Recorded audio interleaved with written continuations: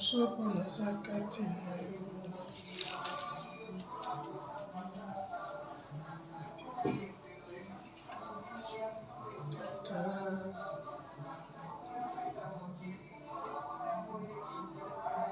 Alléluia.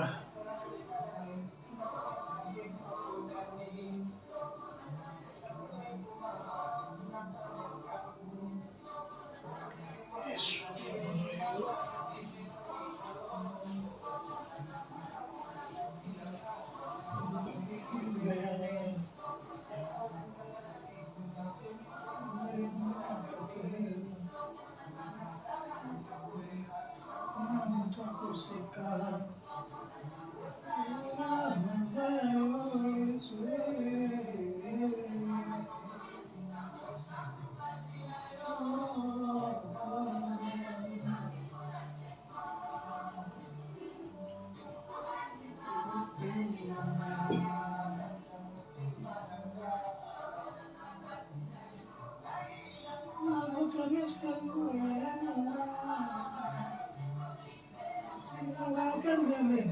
Yesu, siya Yesu nanga.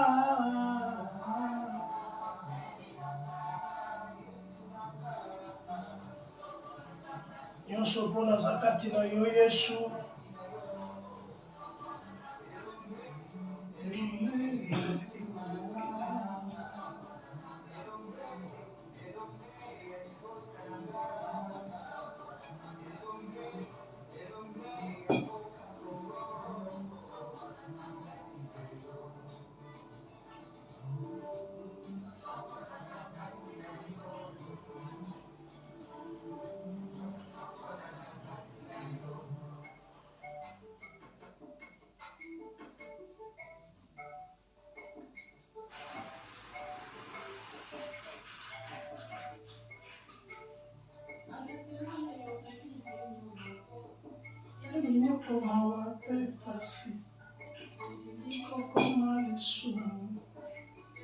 Yesu tupesi merci pour tous en ensemble. Sambo abongina lokumu kumama na yo. Sambo permettre biso jusqu'au monangonga o. Alléluia. Ekotombolo ya ngubu na yo Yesu na mabuta.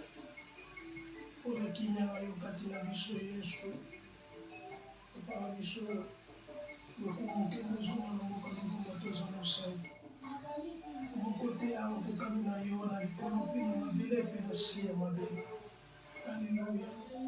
C'est moko asali bango tala mosusu akamati sui ebele na moko na ye ofi yango salelo elongi oyo ya mwana na mpate oyo mesana koseka oyo mesana kolimisa nanga obongi na yango te ezanga nde na meritaki soni yo.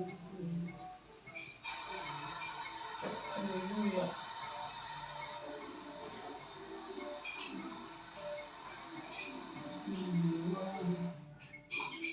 Esika na ngai ekomi mosantu kalima yebisa ye.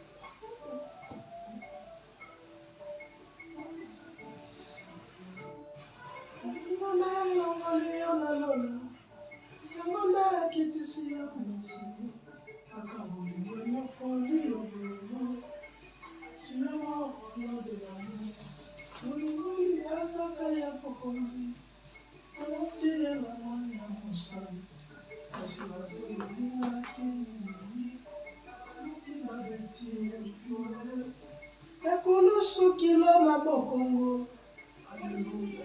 Toi qui n'as pas connu le péché, tu es devenu péché à cause de nous, Jésus. Voilà la raison pour laquelle tu es élevé. Tu es exalté, Jésus, la catégorie des hommes. Alléluia.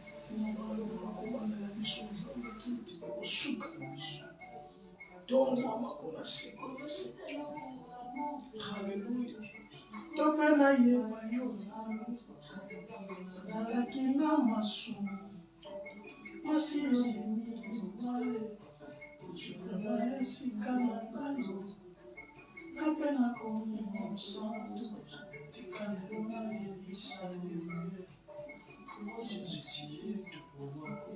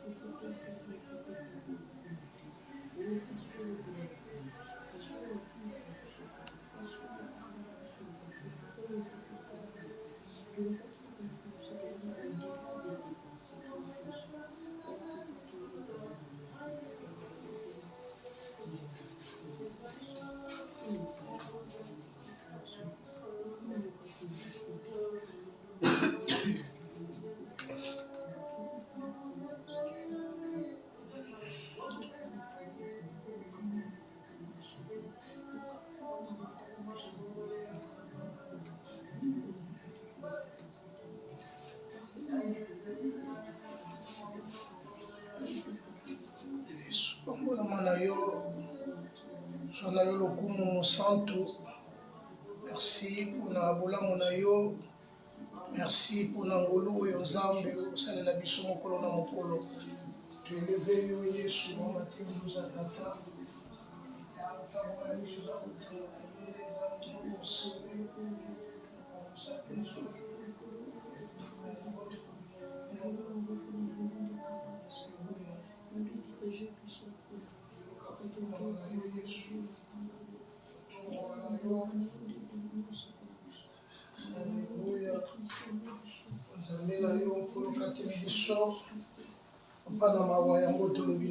Merci. Alléluia. Alléluia. Gloire à Dieu, que Dieu soit béni, que Dieu soit exalté. Zamboyo lisusu amemi biso mokolo na lelo, abateli biso, akomisi biso mokolo na lelo le 11 janvier 2026. Nzambe wana azala élevé, Nzambe wana azala exalté, Nzambe wana oyo azomérite lokumu mpe nkembo akumama na ye mpona nyonso oyo azosalela biso mokolo na mokolo. Chers bien-aimés dans le Seigneur, que Dieu soit loué. Je vous dis bonjour ou bonsoir, ça dépend ya l'heure oyo bokolanda biso. Kolona lola apambola pe akutana na bino. Bayebanso bazalaka na rendez-vous oyo chaque dimanche na 12h bayebasepelaka kolanda maloba na Nzambe. Les amoureux de la parole de Dieu, que Dieu vous bénisse. Bien-aimés, c'est une nouvelle journée. Que la grâce de Dieu vous accompagne. Que l'Éternel soit le Dieu de toute la terre. Que Dieu soit l'Éternel qui nous bénit, qui nous sanctifie et qui nous justifie. Nous sommes le dimanche 11 janvier 2026. Mais le dimanche passé, nous avons parlé, notre thème qui est intitulé la distraction, la deuxième partie. Nous avons parlé tellement de cet thème parce qu'aujourd'hui, il y a tant de distractions que nous sommes en train d'oublier d'autres choses. Et toujours quand on a des distractions, ils ont fait ça sur le côté, mais ils ont éloigné biso dans Nzambe. Et tant que nous éloigné biso dans Nzambe, c'est nous qui sommes de perdants. Ils sont de toujours perdre. Toujours ça là, éloignement toujours joie. Parfois, nous toujours fait ça importance et belé na oyezali passager que tout se focaliser na babiloko ezali ya bokonja likolo. Voilà, tolobela ki na 2 Chroniques chapitre 29. Toyaki koloba na suka toloba ki maintenant cessez d'être négligent. Na verset 11. Qui maintenant mes fils cessez d'être négligents. Donc chacun de nous a pu tirer les leçons à comprendre si kanini oyoye aza négligent, si kanini azala ki négligent a koki tirer les sons ya ko cesser pour que maintenant tout se focaliser na oezali makamona ko continuer likolo tolobaki Josaphat na sima kozwana ebo konzi. La première des choses alekaki kobenga banganga nzambe to ba sacrificateur kotia bango nesika pe koyebisa bango ba se sanctifier pe ba sanctifier temple na nzambe. Bien aimé, tozana temps oyo esengeli to se sanctifier. Voilà pourquoi la Bible dit cherchez la paix avec tous, sans lequel personne ne verra la gloire de Dieu. Sans la sanctification, personne ne verra la gloire de Dieu. Bien aimé, les sacrificateurs, bazalaki na musala ya monene, basengelaki kosala na kati ya temple. Et nous, le Seigneur nous a fait un royaume de sacrificateurs. Donc, tant que nous sommes dans un royaume, nous devons nous sanctifier et de sanctifier la maison de Dieu. Tout en là, dans Matthieu chapitre 6, Jésus a dit que lorsque vous priez, dites que ton rénové, que ton nom soit sanctifié. Donc, le nom de Dieu, il faut la sanctifier dans la vie de Bisso. Entreprendre, nous devons sanctifier le nom de Dieu. Bien, mettons blasphémer comme bon ensemble, mettons sanctifier comme bon ensemble dans nos comportements, dans notre façon de parler, façon d'agir, notre façon d'être est sanctifiée comme bon ensemble et bisomo koto za la sanctifier et gloire et kozonge pa ina nzambe parce que nzambe nda bongi na nkembo, nzambe nda bongi na masanjoli. Voilà bien aimés frères et sœurs en Christ. Oyo ezalaki parti tolobelaki le dimanche passé. Voilà lelo tozolobela terme na biso oyo ekoki kozala le mususu tokokomona un peu compliqué, mais nous voulons parler de l'environnement. L'environnement oyo tozolobela l'environnement par définition c'est ce qui nous entoure. L'environnement, c'est ce qui nous entoure ou c'est l'ensemble de facteurs géologiques, pédagogiques ou climatiques. Or, toutes ces choses-là, c'est Dieu qui l'a créé. Donc, tout ce qui nous environne, oh lelo, ezan zinga zinga nabiso, tout ce qui nous entoure, lelo, tozomona, tozana biloko nyonso nzamba sala ezak pene na biso tozana banyama tout ce qui est naturel eza c'est ça ezoko englober l'environnement. Or l'environnement fait référence à l'ensemble des éléments naturels qui nous entourent tels que l'air, l'eau, sol, plantes, animaux, ressources naturelles. C'est l'environnement. Yango neza ko englober et sali ezoko expresa comme nini obengi l'environnement. Tozopema tozana mokili lelo, mais nous voulons un peu parler de cet environnement. Environnement là, donc qui est relatif à la nature. C'est ça l'environnement. Tu vas me poser une question, mais qu'est-ce qu'un bon pasteur veut dire? Oui, retournez un peu à la création. Bien aimé, quand Dieu commence à créer, Dieu a créé l'homme à son image et à sa ressemblance. C'est Dieu qui a créé l'homme. Et Dieu prit l'homme et le plaça dans les jardins d'Éden. Et Dieu le plaça dans les jardins pour les cultiver et pour les garder. Voilà ma mission oyo nzamba pesa kimutu.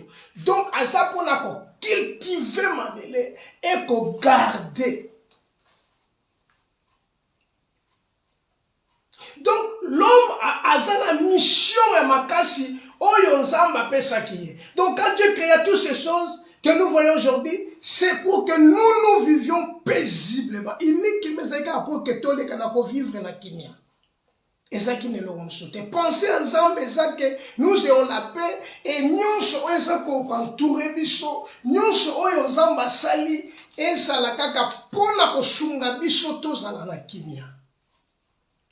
Mais aujourd'hui, À comprendre, nous devons comprendre que la Bible dit, suez, réjouissez-vous, et vous, malheur à la terre et à la mer, car le diable est descendu vers vous, animé d'une grande colère, sachant qu'il a peu de temps. Suez, réjouissez-vous, et vous qui habitez dans le ciel. Mais malheur à la terre et à la mer, car le diable est descendu vers vous, animé d'une grande colère, sachant qu'il a peu de temps. Le diable est descendu, sachant qu'il a peu de temps, mais animé d'une grande colère. Aujourd'hui, la nature là que Dieu a fait que pour que tu vivre paisiblement, parfois cette nature là, ils ont même habillé na kachamabe. Parfois, cette union sur eux est naturelle, eux est na senamoy, ils ont environné biso lelo, ils ont même na kachabosoto. Parfois, batu ba ebele, bazo zanga, batu ebele bako zanga bokonji na nzambe kaka pona biloko. Bien aimé, eux ezali vraiment difficile pour nous. Bien aimé, avant que Nzamba crée ba animaux, tout a créé toute espèce, Nzamba lobaki quelque chose. Nzamba tango lobi biloko nyusu, Nzamba lobaki. Voilà pourquoi il dit, vous prierez, mais vous prierez aussi avec intelligence. Donc, quand nous prions aussi avec intelligence. Donc, pendant que nous sommes tous en Sénamoy, nous devons aussi avoir, voilà pourquoi Salomon, ce jour-là, il avait demandé que des choses. La sagesse et l'intelligence. Bien aimé, c'est très capital, c'est très important. Yamakambo Nakachabavina Biso. L'environnement. L'environnement est détruit dans ensemble. L'environnement lelo etie ban ensemble na mobulu. L'environnement lelo est tinda ke ban ensemble mususu bakoki lisu bazokoka ko résister devant makambo ensemble et etindi ke lelo mobulu ekota na kacha ban ensemble lelo église ensemble ça lelo na défaut. Pourquoi? Parce que ban ensemble tozolanda oyo mokili elobi ke oyo nzamba lobi. Vous m'excusez parce que parfois tous les carassus kochaka matin na biso na TikTok, voilà, à chaque fois tochaka une partie et à chaque fois vous mona ngana boujaka, c'est pour que tout ranger bande comme so balanda biso te na Facebook mais à part TikTok bakoki kolanda biso parce que tous en na ba matériel était ko sala que tout ça là directement YouTube, directement TikTok, bala moko na Facebook là on tozui ba moyen wana te mais Dieu nous fait la grâce et voilà toujours l'environnement, ce qui est très important dans notre vie. L'environnement est coquille comme mon à 4 heures. L'environnement, oignon, c'est ça qu'on environne, ça qu'on entoure et coquille peut qu'on détruire foi. Voilà pourquoi la Bible dit les mauvaises compagnies corrompent de bonnes mœurs. Mais nous ne voulons pas nous attarder par là, nous allons lire un peu. Nous allons lire dans le livre de Marc. Marc chapitre 8. Marc chapitre 8. Marc chapitre 8. Verset 22 au verset 26. Marc chapitre 8, verset 22 au verset 26. Je lis au nom de Jésus. Marc chapitre 8, verset 22 au verset 26. Ils se rendirent à Bethsaïda. On amena vers Jésus un aveugle, qu'on le pria de toucher. Il prit l'aveugle par la main et le conduisit hors du village. Puis il lui mit de la salive sur les yeux, lui imposa les mains et lui demanda s'il voyait quelque chose. Il regarda et dit, j'aperçois les hommes, mais je ne vois pas comme des arbres. J'en vois comme des arbres et qui marchent.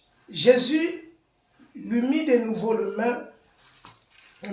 sur les mains, sur les yeux, et quand l'aveugle regarda fixement, il fut guéri, il vit tout distinctement. Alors Jésus le renvoya dans sa maison en disant n'entre pas au village. Parole du Seigneur. Alléluia.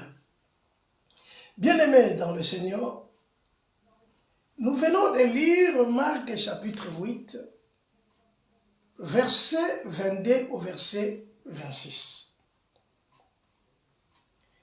Donc, Jésus s'est rendu à Bethsaïda. Bethsaïda, c'est un petit village situé juste en Galilée. Bethsaïda, qui signifie maison de pêche. Bethsaïda, qui signifie maison de pêche. Alors Jésus s'est rendu à Bethsaïda. On l'amène vers Jésus, il y a un aveugle,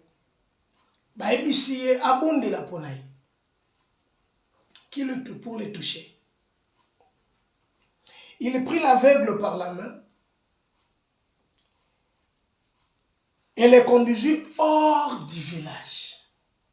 Comprenez-moi bien. J'aimerais que nous comprenions. Même lié mouta malade. Mouta malade azali wana ba yeli Yesu mouta malade l'aveugle. Yesu na sika abonde la pona aveugle. Yesu azui aveugle na loboko. Alongoli na kati ya village.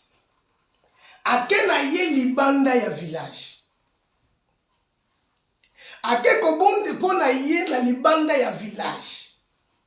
Na place que a soigné, il faut se poser ma question. Mais pourquoi a déplacé ye? Pourquoi a bondeli pona ye ne siko yote, mais a bimisé hors village? Et tant que comme il a dit dans ce soinaye, a tié na misu. Mais mon problème, ce n'est pas ça.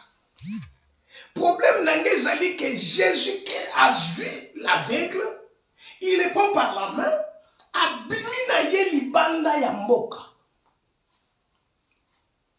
Est-ce que dans le village, il y avait l'obstacle ou quoi? Ou comment? Pourquoi assemblée qui pona ye na kati ya mboka te, mais asepeli kompimane hors du village? Nalobi que Bethsaïda qui signifie maison de pêche. Donc c'est la ville de Pierre, de Philippe et d'André. Comprenez que ces gens vivaient dans la pêche. Bethsaïda, c'est un village où ils allaient dans la ville à Galilée. Ils vivaient dans la pêche, ils travaillaient dans la pêche. Donc, pour que ba vivre, dans la bonne vie, il faut pas pécher pour que ba jotan ba kozwa misi, ne ba koleka na koteka pour ba zobloko na kolia. Mais maintenant, Christ a compte la kati ya Bethsaïda, voilà l'aveugle, ba yeli aveugle. Aveugle avant dans la kati ya mboka wana. Mais comme notre thème est intitulé l'environnement, bien aimé, il y a d'autres choses, les lots ils ont détruit, bien sûr, dans nos âmes. C'est parce que toujours ça l'annonce au milieu du village. Toujours na katia village. Donc, n'avani na katia village. Mais Yesu a comprendre le komoko. Cet homme est aveugle. Ba yebeli na katia mboko aveugle. Avotemi na katia mboko Bethsaïda. A koli na kati ya mboko ba memeli aveugle, malheureusement ba pesi biso âge na été. Mais a dit la connaissance parce que Christ a tenu aux hommes. Alors oui nazomona mais non ka ba nzete le wezo tambola. Donc a déjà la connaissance à bomoto. C'est non. Asa déjà na baila bomoto. Mais Christ a mené libanda ya village. Mais qu'est-ce que Christ nous enseigne par là? Bien, mais nous devons comprendre parfois dans ma vie, toujours ça, là, échec, toujours tourner à rond, c'est parce que nous sommes dans le village. Nous ne voulons pas sortir, quitter le village. Pendant que toujours quitter tout ce qui nous entoure, tout l'environnement, et ça dit, nous sommes contourés, mon pépé. Nous sommes matiti. Banyama, batu, nyonso eza naturel. Mais en quelque sorte, l'environnement est zaba et sikoyosa. Et sikoyo vivaka. Ta façon d'être au milieu de la batiosa la kanabango. L'environnement. Christ a comprendre que moutou avant la village. Na village oyo ba yebi. Donc eze sikoyo basi ba yeba vina ye. Donc mutandemo na mona ka batu mususu ba yebele na kacha mboka wana so ba monika komi lelo na moyen ba oloba ke non asimbikisi. Pourquoi bazui ide asimbikisi? Bamusu batelle sur racine na bango. Banda babota mata mutu moko somba kinga to mutu somba vélo azate. Donc mutu moko azata la makoki ya kosala quelque chose de bon azate.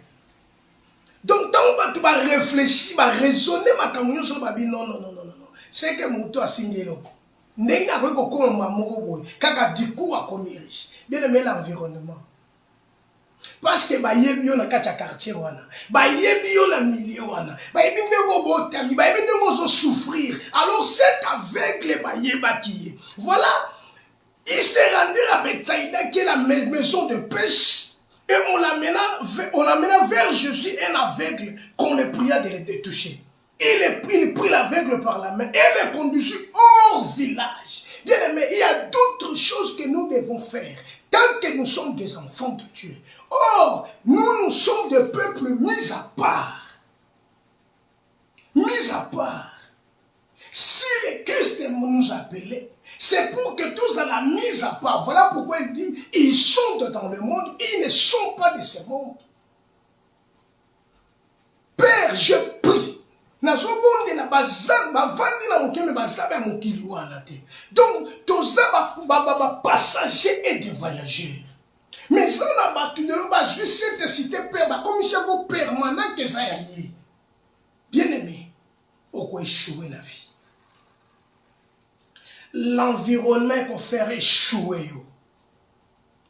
Bato na yo zalaka na bango, ba lolenge na yo vivaka, lolenge yo zalaka, bato wana lokola ba yebi yo malam, bato wana lokola ba yebi nengo vivaka malam, vale sike sheke na yo ezo uta, vale sika makambu na yo ozo sala, ezo simbate à partir.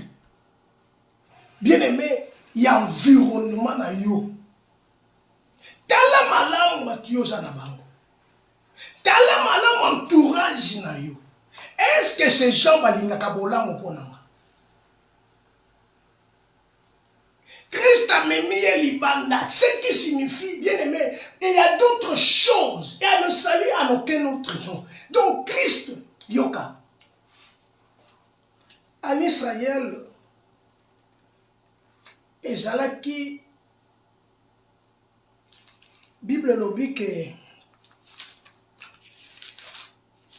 si je n'ai pas comment on a versé là-haut, il va tout passer comme quelqu'un de Kolukanzambe hors le camp. Pourquoi pas? Parce que tout le monde, bateau basala qui n'a l'œuvre, basala comme quelqu'un de même côté bango libanda mboka. Pour que mboka ça la suite. Pour que mboka ça la suite. Oh, mutoyo, nenga vandaki. C'est pas ça le verset. Donc, état à cet homme, tellement qu'il est reconnu, parce qu'il va mener, on ne sait pas qui l'a amené. Nanaya qui n'est pas in Christ. Est-ce que c'était le membre de sa famille?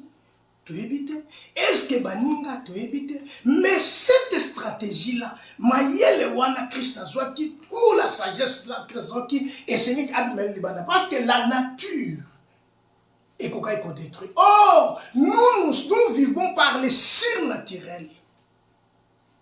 Bien aimé, ton environnement est qu'on ça la bénémina. Bato le musio mona ke batu na yo. Bato mususu ko benga ndeba frère na yo.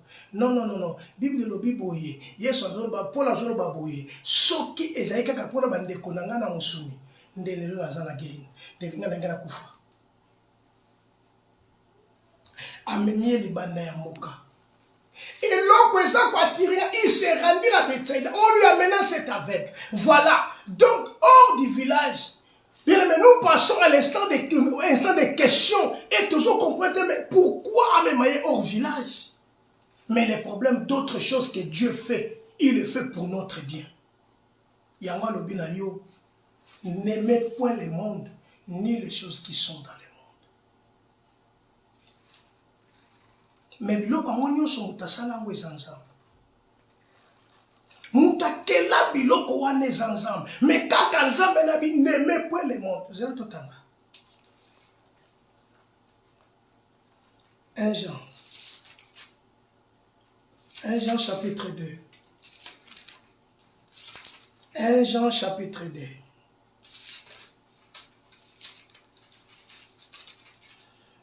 1 Jean chapitre 2, verset 15, verset 16.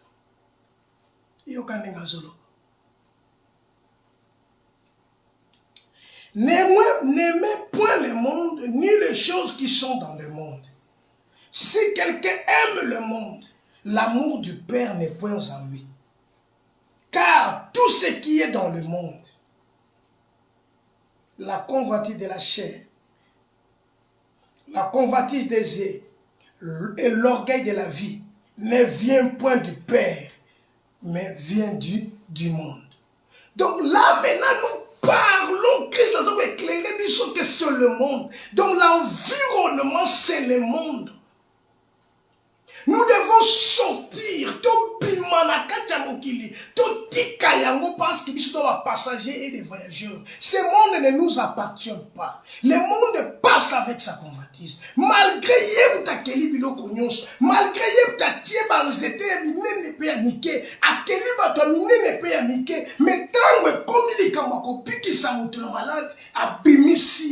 mais alongolie ne sika zalaki voilà na ye ko interpeller yo olinga mokili ote olinga biloko wana te mo pesa ngo mokongo yoka Yesu abi moto asimbi shari pona kokatelanga soki atalisi mabongi pona yango te na rappeler que moi si alota koma kili banga mungwa kaka po atalaki na sima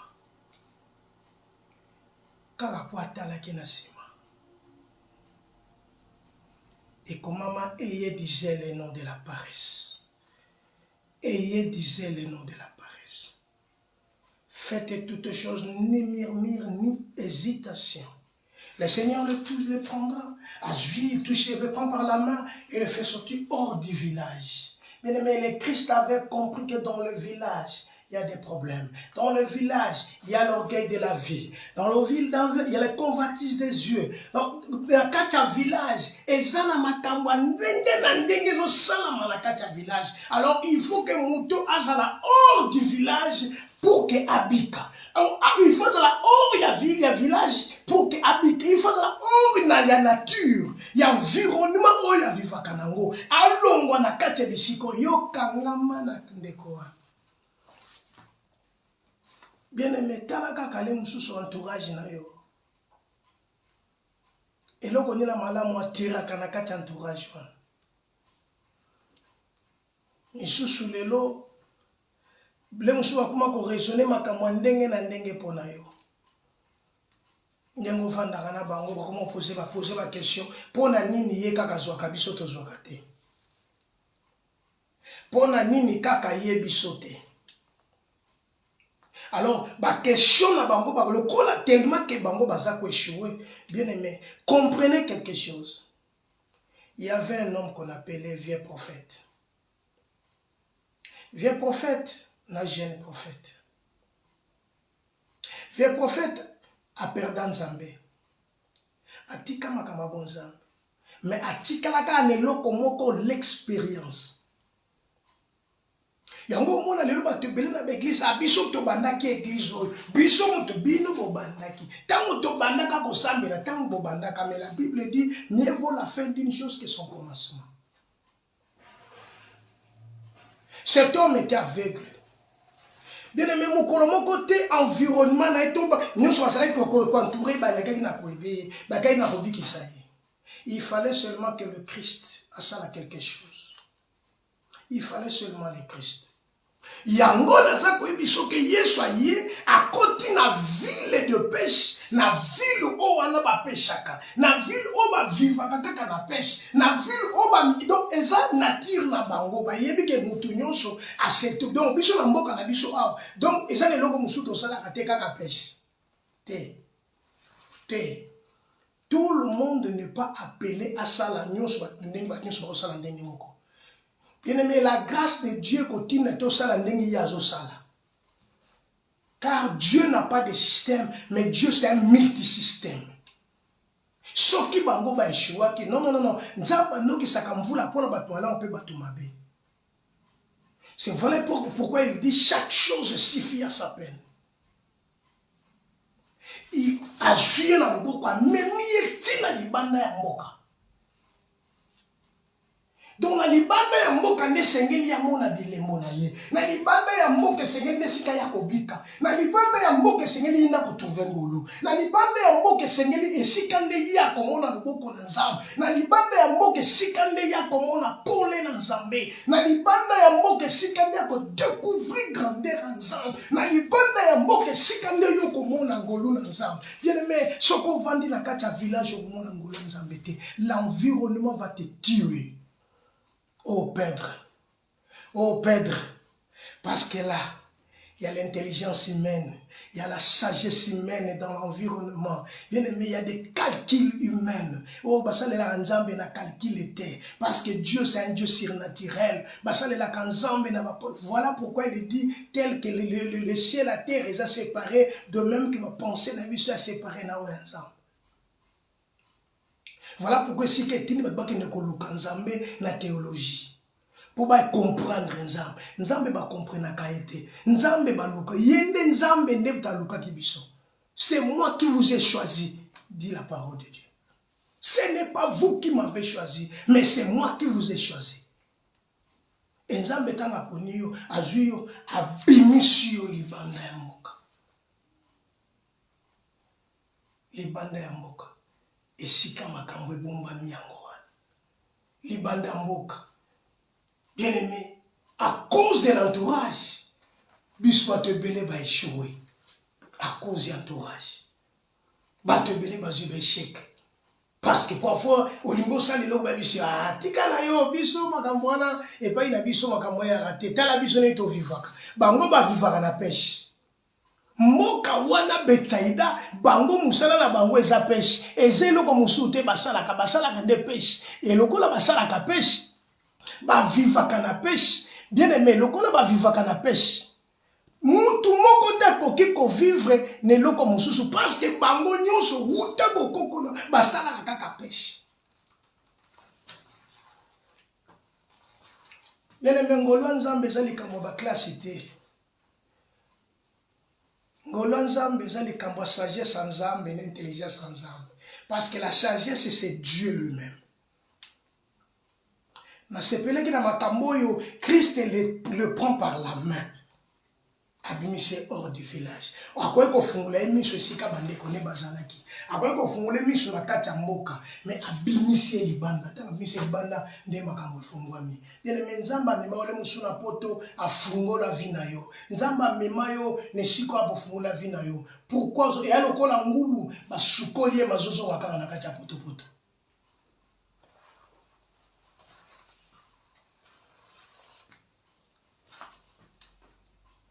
Voilà si katoza ko échoué.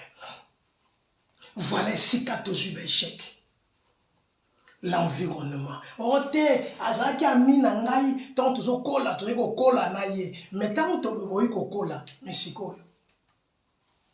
Tipo yo pas ala ki na bato. C'est aveugle. Azaki pe na bato bota makana bango. Mais ya bota ma aveugle. Atikele parfois bota ma aveugle. Baba atikela ko mona na musu bango te. Parce que on amena un aveugle qu'on le pria de le toucher.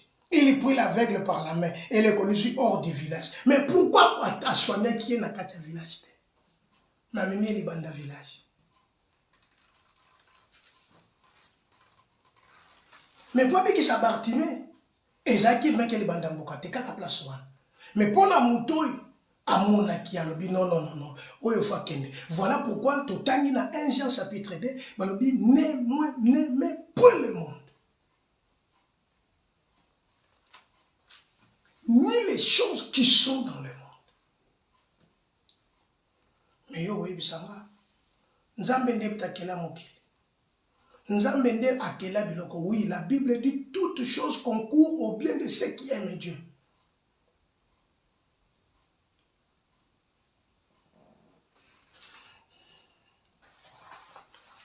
Il le conduisit hors du village, puis il lui mit de la salive sur les yeux. Il lui imposa les mains. Il lui demanda s'il voyait quelque chose. Bien aimé, na kati ya mboka ta tuna ki ba question wana. Ezaki na libanda ya mboka. Na libanda mboka nde Christ ake kotuna ye Bible obi atie yende soyi na miso pe a imposer maboko. Eza na biloko nzamba kofungola bien aimé kaka soko bimiotiki mokili oyo. Soko bimiotiki bato zalaka na bango. Soko bimiotiki entourage na yo. Soko bimiotiki nyonso za kolanda. Tourne ton regard, mon frère, ma soeur, et regarde la croix. Christ t'appelle. Bien aimé, au côté de la retraite belé, au gêner mingi pamba. Mais il faut comprendre le temps que Dieu t'a visité. Il faut comprendre le temps que Dieu t'a visité. Et quand Dieu t'a visité, qu'est-ce que Dieu t'avait dit?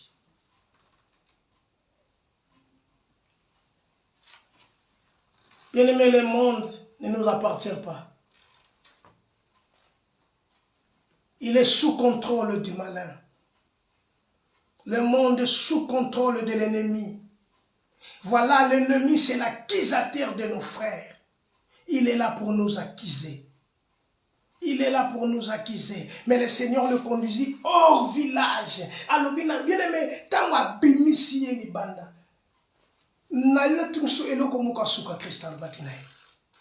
C'est ça qui m'a impressionné. Continue le verset 26. Non, verset 25 et verset 26. Jésus lui mit de nouveau la main sur les yeux. Et quand l'aveugle regarda fixement, il fut guéri. Il fut guéri. Et vit tout distinctement. Donc, Yesu, non. Yesu a tché mbalami balé maboko. Parce que ça comme on a malamute. 25 ans le temps amoni azomona siko nyonso komi ya bokeseni. Nyonso zui bokazomona siko bokeseni. Azomona lisusu ndenga ezala kite. Liboso de komona lokolo banzete za kotambola. Mais si kotango ba tie maboko ya bali balé. Ah non, bien aimé yaka pa ina kolo, bimana banda ya mboka, ti entourage na yo, zonge pa ina Christ. Bien aimé, le Seigneur t'appelle. Il dit venez à moi, vous tous qui êtes fatigués et chargés, je vous donnerai du repos. Et tant wazo benga tie maboko. Bible lobi ke muto le kakina komona lisusu. Et tant moni akomani lisusu komona ngo distinct. Pourquoi? Comment on a si clair. Comment comprendre? Il y a des choses que tu ne comprends pas. C'est parce que, bien aimé, vous en avez village. Vous en avez village. Vous vivre dans le village. Yango makamu susu comprendre ngote ozomo na okara lokola ndengo wana mais tangu yiba tie maboko pona balé mi balé non alobi la vie le regarda fixement il fut guéri et vit tout distinctement à comprendre que nabiki puis à comment on a mis sur le question vraiment zali donc différence zali la première fois la deuxième fois il faut qu'il y ait la différence. Voilà pourquoi la Bible dit il faut qu'il y ait la différence entre ceux qui servent Dieu et ceux qui ne le servent pas. Il faut qu'il y ait une différence. Il faut qu'il y ait la différence. Mais ceux qui ont impressionné dans ma casse, verset 26. Alors Jésus les renvoya dans sa maison.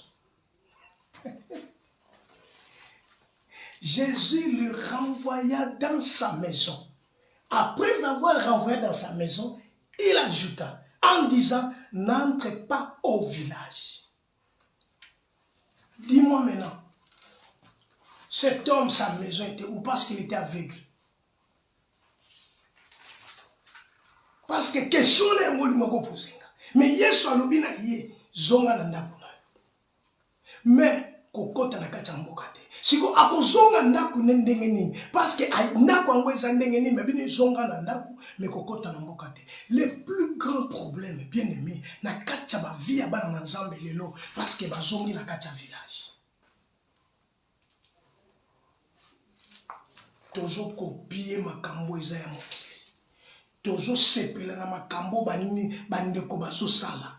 Bien aimé ovandi na kati ngile musuza mutaza na kati ya libala na yoka ka mingi libanda ka yoka mubali. Ayoka ka mingi libanda ka yoka mwasi. Ayo asepela apesa litoi ndala Adam kufate Eva kufaki panda yo apesa ki litoi panyoka. Ba ebishie ko zonga lisusu na mboka te. Mais va dans ta maison. Bien-aimé, la maison, c'est la maison du Père. La maison du Père. Bien-aimé, quand obimaki nzamba permetaki obima na mboka wana, kozonga su na mboka te. Kozonga su na mboka te, bien-aimé. Kozonga su na mboka te, alobi n'entre pas, kokota na mboka te. On a mis biso tonte côté. Lelo kingo to che kingo ebende. Matoi to zipi to boy koyo kanzambe. Obiki, oui, azomona sikoyo distinction zali, azomona vraiment que nous c'est un changement koti, alors Jésus les renvoya dans sa maison. Azongi siye nanda en disant n'entre pas au village. C'est ça mon grand problème. Lelo église les a détruit. Lelo bana na Nzambe, bakoya na église ba sepeli babeta maboko, babeta mbunda, babina ba danse auto komona lo bato yiko bina, babina ni maseneli babina, mais bokonji na Nzambe zate. Parce que toi tous bazongi na village. Bakoti na kati ya mboka. Batu bakoti na kati ya mboka. Bile me photo bima na kati ya mboka. Na kati ya mboka eza na liwa. Na kati ya mboka eza na ba malade. Na kati ya mboka eza na ba masalite nyonso na kati ya mboka. Mais soki to bimi na kati ya mboka nde to komona loboko na Nzambe. N'entre pas au village. Kokota na mboka lisute. Kokota su na mboka te bien aimé. Mboka ne ko peso eloko te. Mais mboka na nde ko boma yo. Kokota su na kati ya mboka te. Tata oyo babine kokota lisusu na kati ya mboka te. Kokota lisusu na kati ya mboka te parce que na kati ya mboka esika malade ezali. Na kati ya mboka esika sécheresse ezali. Na kati ya mboka esika nyonso mabe vandi na kati ya mboka. Mais na libanda ya mboka nde esika lobiko ezali. Na libanda ya mboka esika kimia ezali. Oh, la voilà pourquoi la Bible dit cherchez l'Éternel pendant qu'il se trouve, invoquez-le tandis qu'il est prêt. Bien-aimé, Lukanzambe, la Bible dit cherchez l'Éternel pendant qu'il se trouve, invoquez-le tandis qu'il est prêt. Bien-aimé, Yesu azana po moi. Pour ça Nzambe zake to lukaye, to zonga lisusu na kati ya mboka te, n'entre plus au village. Ko zonga susu na mboka te. Ko kota mboka te. Na kati ya mboka eza na bilulela. To tanga susu verset 1 Jean chapitre 2. Bandela verso malam.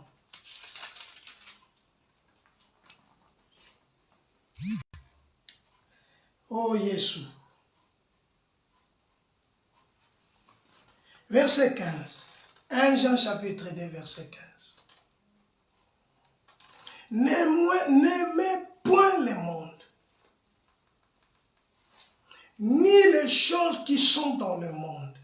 Na kati na mokili, na kati ya mboka. Bien aimé, alobine ko kota lisusu na kati ya village te. Parce que na kati ya village, yango nde mokili. Alobi yo kotika na kolinga ngo te. Kolinga ngo te. Na biloko evandi na kati kuna kolinga ngo te. Nini evandi na kati kuna?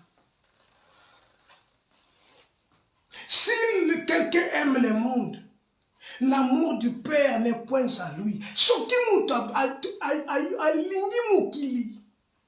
Bolingo na Nzambe za kati na ete. Parce que muto yo ako comprendre sika ya wutaki, ako comprendre etazalaki nango, babimisi ye, alobi te, balobi ne kokot, zonga na ndaku na yo, me kokota na mboka te. Bien-aimé, la maison du Père, c'est la maison de Dieu. C'est ta maison, c'est notre maison. Nous sommes des concitoyens des cieux. Nous sommes des concitoyens des cieux, bien-aimés. N'aimez point le monde, ni les choses qui donnent. Si quelqu'un aime le monde, l'amour du Père n'est point en lui. Car tout ce qui est dans le monde, yokamena, car tout ce qui est dans le monde, tout ce qui est dans le village, la convoitise de la chair, biloulela na nzoto, biloulela na nzoto, tokomi na verset 16. Tokomi na verset 16. Biloulela na nzoto, la convoitise de la chair. La convoitise des yeux, de la chair, convoitise des yeux, et l'orgueil de la vie. Tala biloko vandi na kacha village. Na kacha village ya dent pour dent, œil pour œil. Na kacha village pardon santé. Na kacha village mutoke la kamuninga mawate. Voilà lobi neme kwe kozonga lisusu kokota na mboka te. Ndenge so bimi, ndenge so moni, okomona différence salami na kacha vina yo pe na bango kokota su na kacha mboka te. Donc en d'autres termes, alobi kolanda lisusu bizaleli na bango te, kozonge na bizaleli ya kalate ozalaki nango, kotambola lisusu ndenge ozalaki kotambola te, ovandaka na kati na batu, ndenge ovandaki na kati ya batu, tala ba vie na bazali komene, tala yo ozalaki no komona bango te, mais tala vie ba menaka. Alors yo na sengi yo loko moko kozonga lisusu mile na bango te. Bima kati na bango. Bima. Parce que soko bimi komona ke mwanzambe. Bima kati na bango. Pe kolinga biloko na kati lo bilulela na nzoto, bilulela na misu, pe na lolendo. L'orgueil, lolendo na bomoi. Voilà pourquoi la Bible dit, si l'orgueil te pousse à des actes de la folie, mets ta main sur la bouche.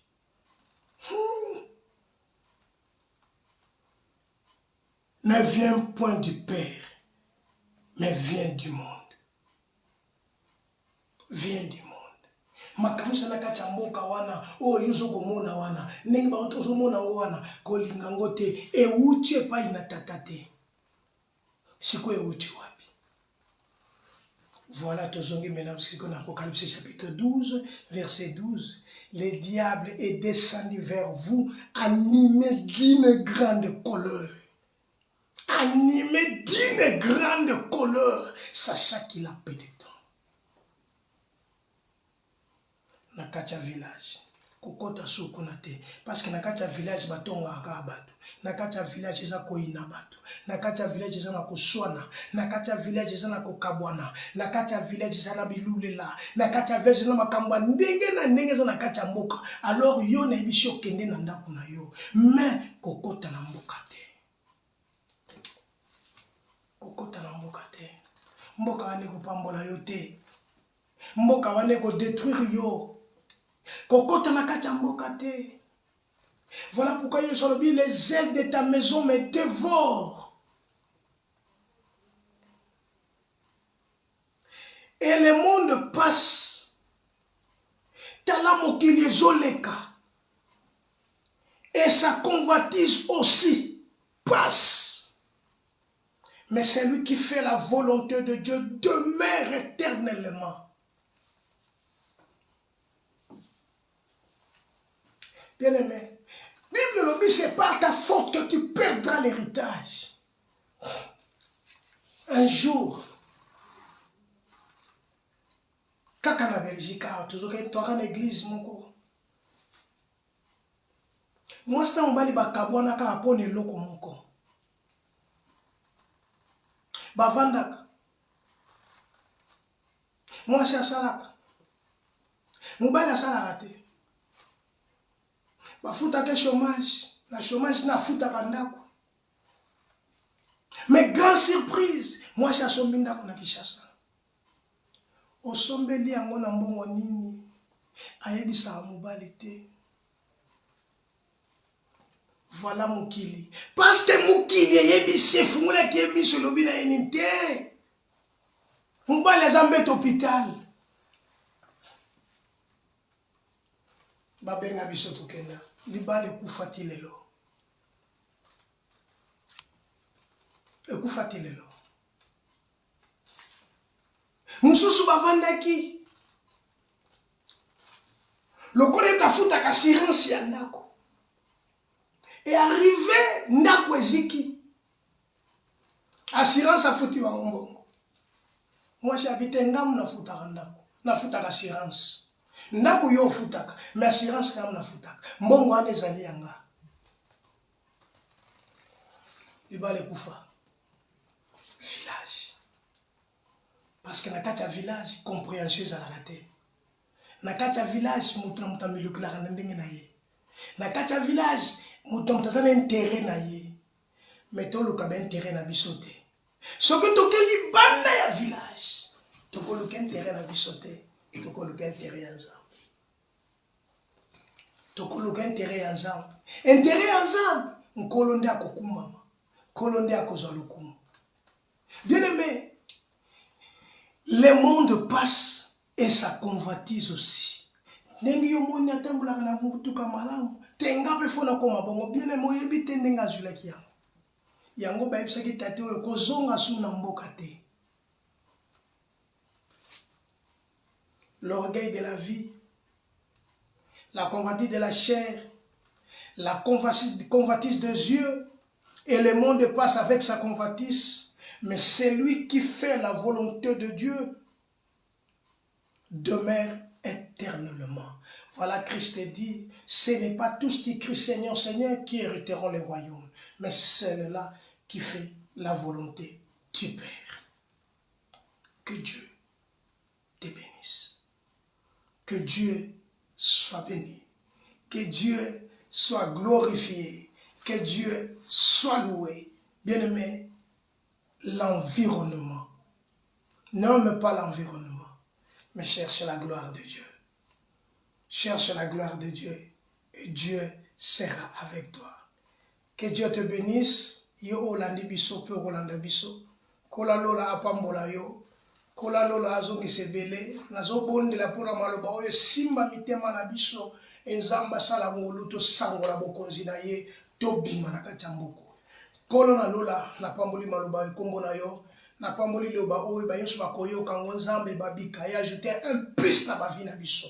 Au nom de Jésus-Christ. Que l'éternel Dieu des armées a bénir ses mains, a bénir l'union soyo, l'entreprise nous a la béni, et gloire, ils ont encore pas une ensemble, n'a comboné son Christ. Que Dieu te bénisse, que Dieu te bénisse, que Dieu